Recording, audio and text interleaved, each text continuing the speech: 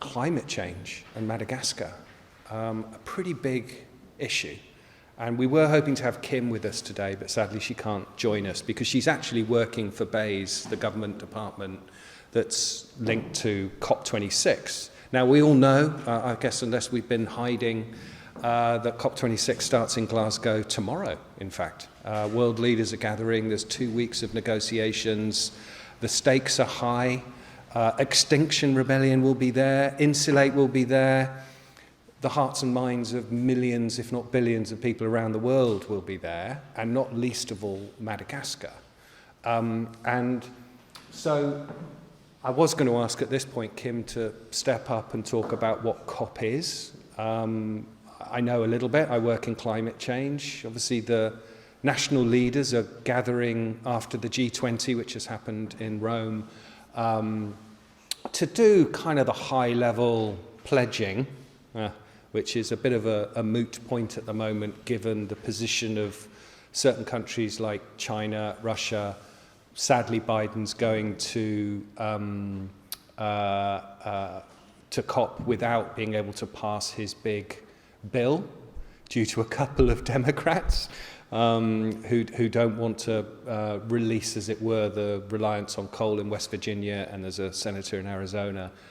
We know that the stakes are high. 1.5 degrees is what the Paris Agreement called for. We're not on track for that. That's the reality.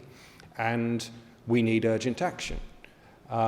We hope that from this COP that there will be mechanisms that are firmed up, the clean development mechanisms, more investment and money made available to developing nations. We've heard from many of these conference of party meetings that there should be a fund of $100 billion to help developing nations adapt and mitigate the worst effects of climate change. After 12 years, that still hasn't been reached. We're hoping that it'll get to 75 billion this year. It's possible by 2023 that we'll see the 100 billion reached. So these are some of the ingredients that COP's going to be talking about, let alone the, they were called, well, they're called NDCs, nationally determined contributions for reducing carbon emissions. We are hoping, of course, that many of the nations are going to step up to say this terminology of net zero, meaning that you're not producing any more carbon than you were in, I think the baseline is 2005. And to achieve net zero, it needs radical change, right? It needs change in our energy systems, our transport systems, our food systems. People look at circular economies, natural capital, all of these issues. Greta does stand up and go net zero, blah, blah, blah. You know, low carbon futures, blah, blah, blah. Because they're, as the Queen equally said, these seem to be a lot of words.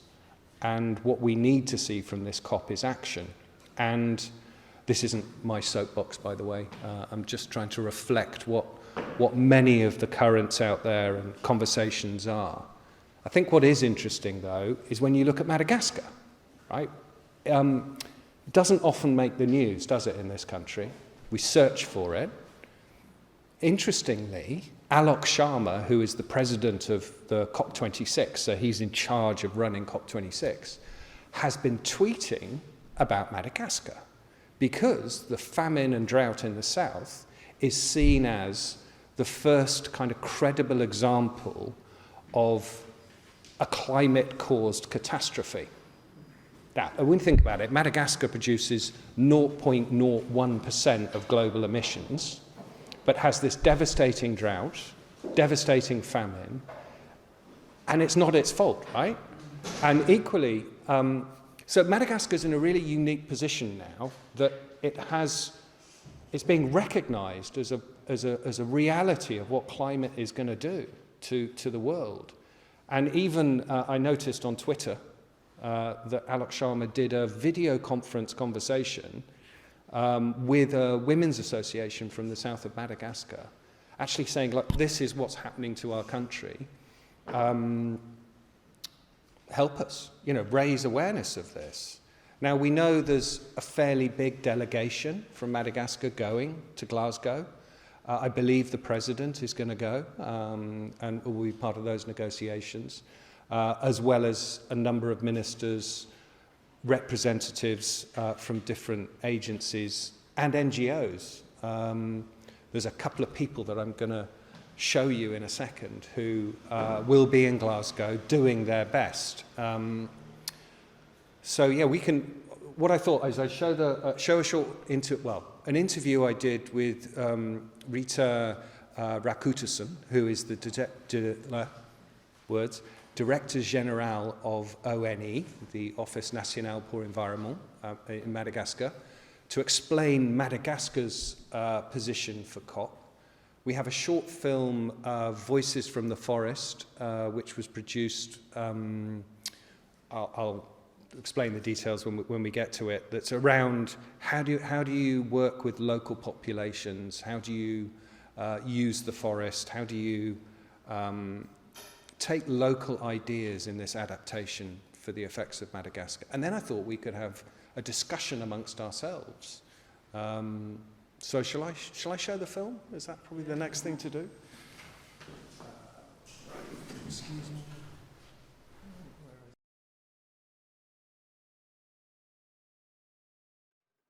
Welcome, everyone. I am super excited as part of the Anglo-Malagasy Society's insights on Madagascar and specifically climate change in Madagascar to be joined by Rija Rakotoson, the Director General of ONE in Madagascar. Welcome, Rija, and thank you for joining us today. Thanks for the invitation, Chris. It's a real pleasure for me to be part of this interview to discuss what is Madagascar and where do we stand now in terms of climate change actions and dealing with climate change impact in the country. So thanks for this invitation. It's a pleasure for me. Oh, no, we're super excited. So look, we have lots of members of the Anglo-Malagasy Society in person for the first time at a meeting in London. So you're going to be speaking to them, and we're also going to be making this available online via Facebook for others to hear. Look, we all know that in less than 10 days' time, we're going to be seeing, well, in a week's time, in fact, COP26, yes. Conference of Parties taking place in Glasgow, world leaders gathering, interested parties, NGOs, businesses, non-state actors gathering. What does COP26 mean for Madagascar? Yes, as this is on high level and international conferences, so this is going to be a very important opportunity for Madagascar to speak up on the reality of the impact of climate change here. As we all know that Madagascar is a small island and a vulnerable country, we are ranked 4th in terms of climate vulnerability around the world. So the impact is felt everywhere in this country.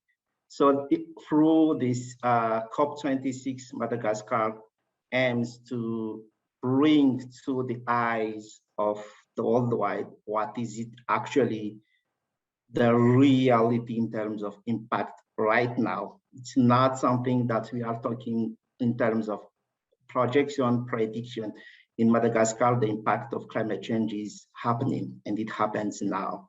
So this opportunity in the COP26 will be used to let that community, the worldwide community, understand that we are not living that impact currently in Madagascar, and it is devastating.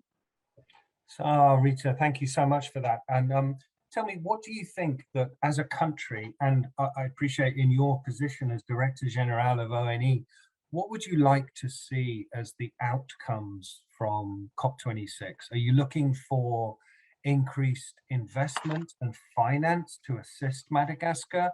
Are you looking for clarity on regulations? Are you looking for additional incentives? Everything, you know, I'm interested to know what it is you're looking for beyond the recognition of Madagascar's vulnerability in the world of a world that is affected by the increasing in temperatures due to climate change. Yes, we actually expect mainly actions from that COP26 conference. The world have committed since COP21 in Paris. There has been commitments made, and there has been talks, but in reality, in the field, less has been done. It was not reflected in the field. So what we expect from that COP26 is action. That's the most important. Because in Madagascar, we are not, I would say, responsible of that climate change. Let me talk a little bit about the situation in the south. So from that situation, we would lead the discussion to what we actually expect from that COP and why do we expect that action from the COP. In the south of Madagascar, currently, there are 1.3 million people. 1.3 million people in an acute food insecurity, malnutrition. And the United Nations has officially categorized that situation as unprecedented in the country.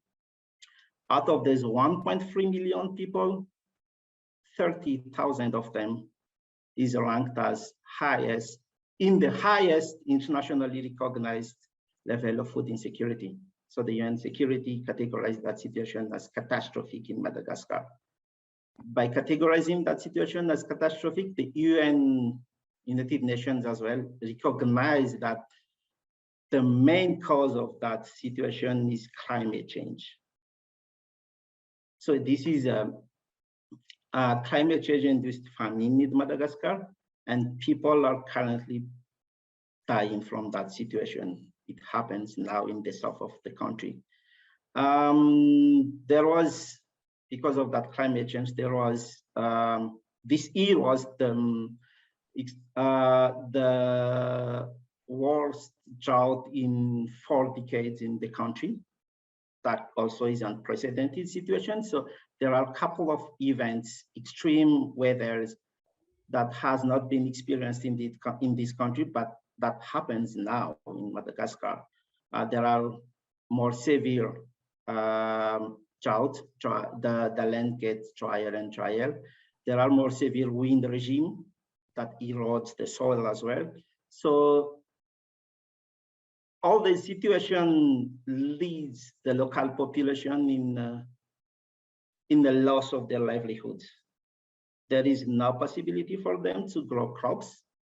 There is no possibility for them to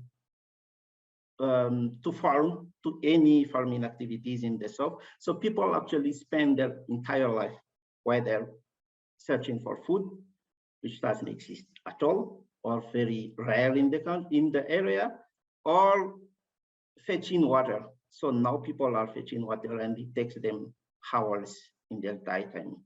So that situation happens there in the south, and what we have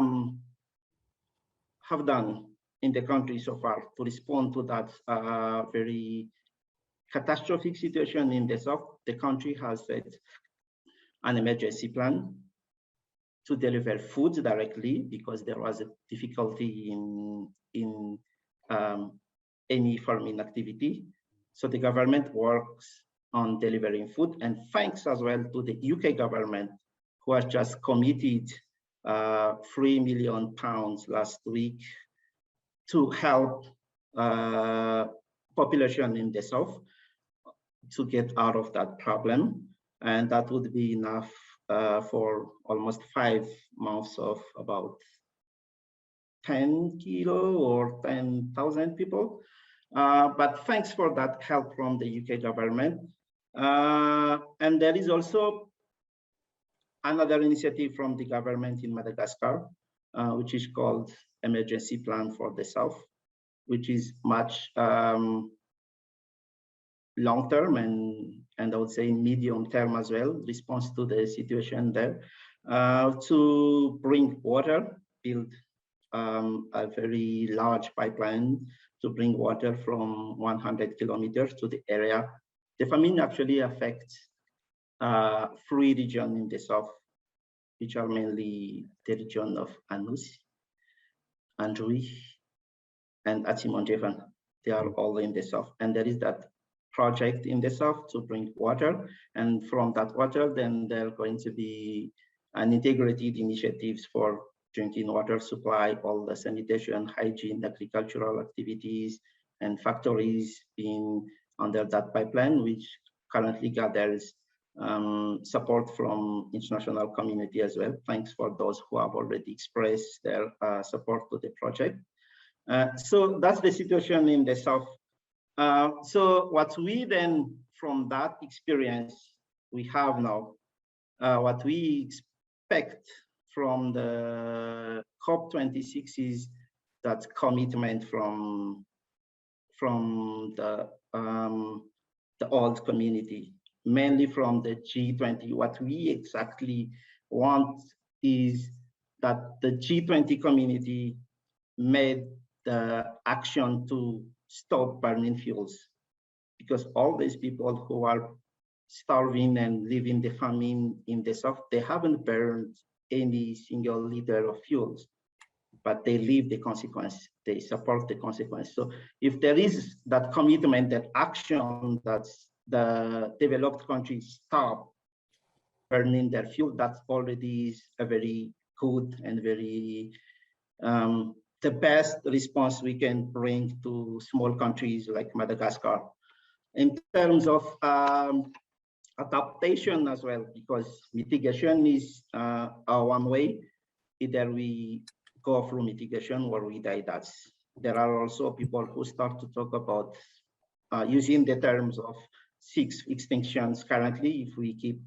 If we fail to reach the 1.5 degrees C, then there are people who start to use that vocabulary. And here in Madagascar, people start to die already. It's not something that will happen in the past. That actually happens now. So we really expect from the community, the worldwide community, to go through that, to step up and stop that use of fossil fuel. And we expect as well, as a small country and vulnerable country, more support on our adaptation to the climate change. Adaptation that goes together with the efforts to limit as well the content of CO2 in the atmosphere, because the adaptation has its limit as well. So we cannot adapt to anything that happens. So we have to set a limit for the CO2 we emit to the atmosphere and adapt through that, I would say, acceptable level of CO2. So Rita, yes. I would ask, like, of course, countries like Madagascar and communities, especially in the south, but other parts of Madagascar, they all want to develop, right? They all want to have progress. They all want electricity. They all want the productivity that modern technologies and lifestyles bring. Are you seeing in Madagascar that the requirement for adaptation is being taken seriously at national level and regional level? Are you, and obviously in your role as Director General of ONE, are you seeing projects in Madagascar that are looking to incentivize that adaptation, invest in the renewable electricity access, and other projects that aid this adaptation? Are you seeing that starting to happen? Yes, I would say that Madagascar has adopted that path to that adaptation and mitigation. Since 2015, the government has released the new energy policy, for instance, which mainly relies at 85% of the generation mix of the country in renewable capacity, in renewable technology. So that has already been a huge achievement. There was a long discussion around the country in terms of what the country is exposed to severe drought occurring every 5 to 6 years. So how would it be possible to rely on hydro, even though we do have huge capacity on hydroelectricity? But there was discussion between policymakers, technicians from the sector, and civil society. So finally, the Madagascar adopted the way that leads the country to rely more on renewable electricity, which already prevent us from emitting to our own generation. So that is already gained in the country and has already been a strong sign from the governments to adopt that path to less carbon footprint to support our development. In terms of agricultural activity as well, there has been growth in terms of agroforestry in this country. There has been strong support from the government for any national nature-based solutions. The government is supporting that very intensively. So yeah, there are signs that at local level, we are already working through our own adaptation and mitigation at our level. The national, NDC, the National Determined Contribution, as well as expressed, that was reinforced through the NDCs of Madagascar, and currently still being, the NDC is going to be more ambitious and more, there's going to be more information and transparency in the way we record our own effort. So we are doing best and as much as we can in terms of adaptation and mitigation to climate change. Yeah, Rita, I mean, we're all conscious here at the Anglo-Malagasy Society and those watching online that Madagascar is responsible for probably 0.01% of global emissions, right? And look, there's opportunities for protecting biodiversity and benefiting from future projects and current projects where carbon offsetting can take place. I wanted to ask, actually, from the mechanisms that are starting to become available and are economically viable for Madagascar, what are you seeing in terms of its impact on the work of ONE in environmental protection, in incentivizing and assisting local populations to be part of this adaptation and ultimately mitigation for the future of what climate impacts could be? I would start with a bit of the experience through the clean development mechanism, because that has helped the country to support key targeted climate resilient projects. We have received substantial, I would say substantial, from what was available, support from the clean development mechanism. We have built power plant facilities, and there was support in terms of reforestation in the country. There was support from in terms of energy mix improvement. However, I do have to admit that the process and the methodology used throughout this financial mechanism was, to say the least, complicated. And many good initiatives from local population, from small and medium enterprises in the country did not qualify to access this funding. Most of them ended up in supporting project of big companies, sometimes international corporations in the country, developing their project, coming to the Madagascar with secured funding from where they came from. And that left the local initiatives, even though there have been good initiatives from local community, but the way that the methodology to access the funding was designed is too much complicated for them. So there should have been real assistance for small farmers to access this funding, because just in terms of the verification methods, the MRV, that's really complicated. It already takes almost a year to get the program of activity approved, and by that time the local farmers, the local project developers, I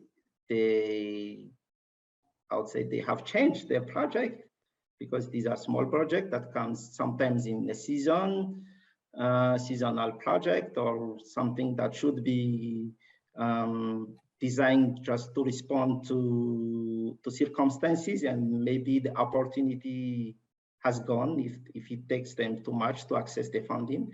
So if there is something I would expect from commitment from the COP26 is alleviating that procedures. Mm-hmm. It's too much burden for the smallholders in the country to access funding. So what had happened finally, I would say before this event, is all the projects who got funded through carbon offset and through carbon finance in Madagascar are developed by foreigners, or at least needed support from international consultant who has already added on top of the project the cost of and the fees of the consultancy activities, which also, if we can expect something from this commitment, as there are going to be all the leaders of this country, then please let's lower that burden. Let's make the fund more accessible to poor countries where the level of literacy is low. But we are going to work on nature-based solutions, so they should be included in the solution. They should be part of the solution. It doesn't work anymore if we just put the local community aside of the project and they just receive the project being designed abroad or being designed elsewhere from their community, and they would not get involved in the project. That's what we have experienced as ONE. There were projects, and when we go through the public consultations, and then the public just don't get involved in their project, they said, you have not included in the design of the project or culture, let's say, just for that, or ethics. And through that, either the project takes time to happen, or the project couldn't happen at all. And that for us as a regulator makes us in a real difficult position, because not only the country is struggling to fund developing project, but once we manage, or there are project developers who manage to access the fund, then the fund doesn't match the local needs, the local requirements, and where we have to deal in that situation, there needs to be discussion around what we can call environmental justice, which is a very big topic, Rita. Environmental justice and a just transition is what many people are looking for from this COP26. It's clear from your comments to us today, and from probably the experience of many watching this, that the participation of local people is vital to tackling climate in Madagascar. COP26 gives an opportunity to bring the voices of local people into an international context. How are you hoping that Glasgow will go for you and your team? and ONE, of course, who you represent?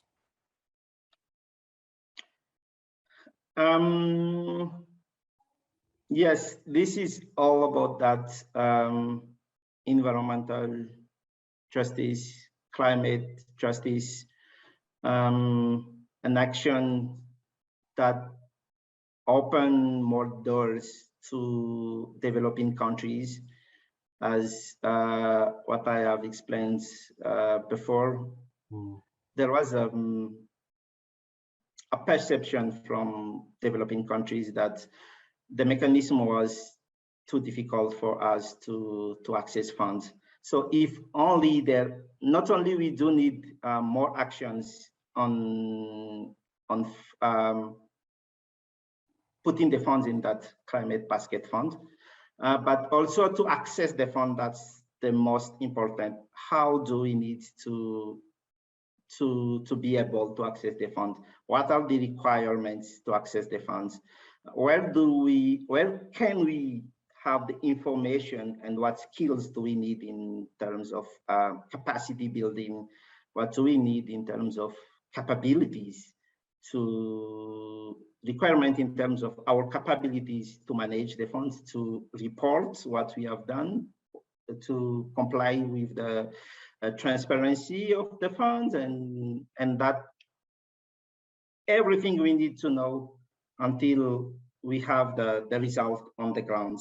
It's not only about just accessing the funds, but there are still also requirements in terms of monitoring, evaluation, reporting, because all these information should contribute to an overall effort to mitigate, to adapt all around the world.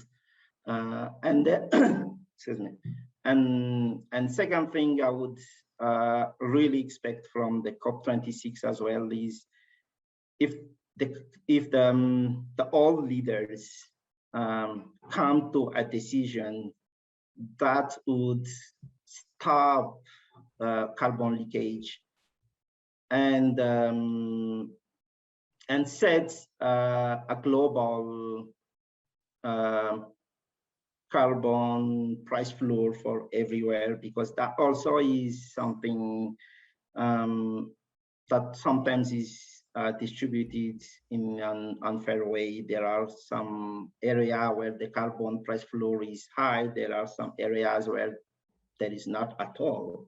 And what we do experience only is in terms of, as we are now in the globalization of the economy, then just delocalization. The people move to where it is there is lower carbon policy, where they can produce the same amount of carbon into the atmosphere, and that doesn't help us at all to reach the 1.5 limit.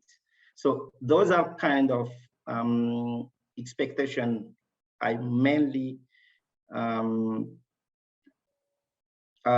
expect from that COP26 for vulnerable countries like Madagascar. As we do need to act on stopping to add additional CO2 into the atmosphere, and we are there once there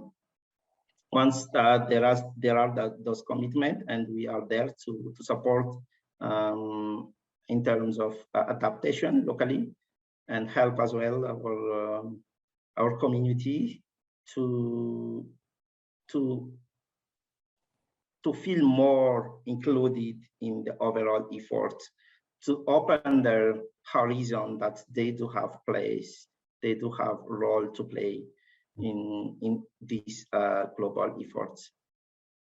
Yeah, look, and I think we all second that ambition and want to be of as much assistance as possible. I understand, obviously, in your role as Director General of ONE, that there's been an element of picking up the challenges that ONE face, as well as helping ONE rebuild its position as a leading regulator and voice for the protection of the environment in Madagascar. Could you very briefly tell us about some of the challenges and some of the assistance that you need in your role at ONE? Yes, that's always a pleasure to talk about our organizations, particularly to the audience from our community in Anglo-Malagasy Society. The ONE has three main roles in Madagascar. ONE stands for the Environmental Office in Madagascar. Our main roles are the regulation of the investment to comply with environmental law. That's the first one. The second role is the management of all environmental information and database of the country. And the third role, as set by the governments to the ONE, is the development of norm measures and labelization in terms of environmental. So these are the three main activities of ONE. By managing the environmental information, what we do actually is making information available to everyone and accurate information. So all the project developers, researchers, academic community who needs information in terms in environmental information in the country, they can go to the ONE and they can access this information. There has been new effort within the ONE. We are now working on developing a platform where we can have more interactive interaction between all the ministries, departments in the country to facilitate the work and the flow of information between them. As we don't have the information, we take the information from all the departments. So to make that process more flexible and more accurate, then we are now developing a new platform called High Nature in this country with support of the USAID to have that information more accurate. And in terms of regulations, there needs to be new regulations in the country. There have been discussions around all the stakeholders, donors, civil societies, governments, private sector, and everyone came to a conclusion that our current regulation needs to be updated, and there are that discussion going its way currently. We hope that there are going to be soon a new legislative regulations in Madagascar that integrate all the current challenges in terms of biodiversity protection, the real value of our nature in terms of climate change integration as well. So these are all part of the discussion around that update of the regulation in Madagascar. So the main objective by the end of the day is to have a better and fairer access to natural resources by protecting it as well. And I understand, of course, that you took over the role as Director General after a devastating fire destroyed a lot of your records. Without going over that painful period of the organization, you're speaking to an international audience that has connections. What can we do to help? We may not have deep pockets, as they say, to provide the funds to solve those problems, but we might have connections to people that do. What would your message be around? I think you've told us the importance of ONE in the future of Madagascar and environmental regulation and managing investment, but what can we do now to help ONE gather the strength and position it needs to do the work it needs to do? Yes, thanks for that question, Chris. Yes, there was that devastating fire that burned down everything within the ONE. We haven't recovered totally from it, so far, but we have managed to reoperate, let's say it's to the list. We are not able to reoperate, but we do still need support from all around, from everywhere where that's where support could be. First of all, in terms of accessing tools, because those are burnt. We have already started working with developers to recover documents and information from them. That is going at the rates and pace we have expected. So developers have responded and they are working together with the ONE. But we do still need material support. We do have to rehabilitate the building as well. That also is part of our main objective, because not having an office to work is something that makes the work more difficult. So if there could be assistance from the community of Anglo-Malagasy Society, either in terms of supporting through donation and tools, handheld tools, just even as small as that, handheld tools for measurements, anything that we can use during the monitoring of the environmental environment conditions, monitoring of investments, all those tools, we don't have them currently. We are still working with other departments, but that doesn't help to achieve the pace, then when the investment comes, they need the permits, environmental permits at the soonest for them to continue their way on developing their project. But the most important as well is the building. Our aim is to rehabilitate, our ambition, I would say, is to rehabilitate the building with internationally recognized green building standards. So I am not thinking and working at our level of relation to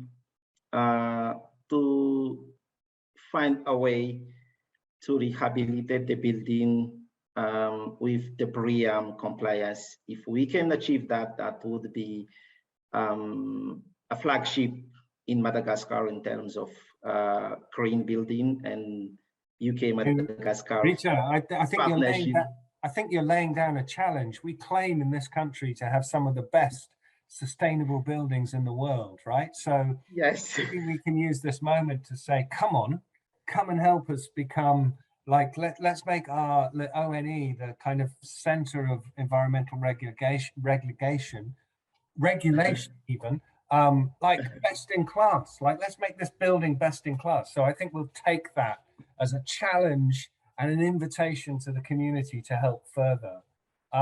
Look, I mean, we could spend all day talking about like the work that you're doing, how we're being inspired by your team and the wider efforts in Madagascar. It's been super helpful to hear the realities of what COP26 represents and the challenges that still exist for countries like Madagascar. But you know what? Today, having you speak to our members, probably whilst you're flying into Glasgow to take part in an amazing 2 weeks, and hopefully it's an adventure of the unexpected where opportunities happen, etc. So we're super happy that you could join us today. Any last words that you'd like to share with the Anglo-Malagasy Society today? Yes, my last word to the community of Anglo-Malagasy societies. First of all, if there is any possibility or idea from you to help us on rebuilding the ONE, our building, any idea is welcome. I will be in the UK during the COP26 session, and we'll be there for 1 more week after that. So if anyone who would want to have more discussion or meet in person with me, I would be flexible to discuss online or in person where there could be a possibility to meet in person. And the last message or last wish from myself to the community is wherever you are, if you can pledge for more commitment into climate response to Madagascar, please do help and don't hesitate to reach out if there is something we can do here from the government perspective, from the ONE perspective particularly. We will be there helping you, but we do need help from everywhere, from all the community, as the situation in the ground is is already catastrophic, and there needs to be emergency response we need to take. Thanks for everyone for this opportunity. Thanks for Chris for making this happen as well. And I wish you a very insightful and rich event next Saturday. Unfortunately, I will be in Glasgow at that time and would not be able to participate in London, but it would have been a real pleasure for me to meet you. Thank you so much. Look, thanks. And on behalf of all the members that are probably like looking at the screen behind me right now, or in front of me, however the perspective works, like it's a huge thank you to you. Good luck in Glasgow. We're here to support. Let's stay in touch. And obviously any members that want to get in touch with you, they can come through myself or Daniel Austin, and we can direct them towards you. So yeah, we're not going to publish your email address online, don't worry. We protect people's data, but they can come through us. Our information is publicly available. And thanks for your time today and all the efforts that you and your colleagues are making to attend Glasgow and all the work that you're doing on an ongoing basis in Madagascar. And we look forward to continuing the conversation. This has been Insights on Madagascar. I'm Chris Brown. Rija, thank you so much as Director General of the ONE. Stay tuned for more information, right? Okay, stay tuned for more information. Thanks all.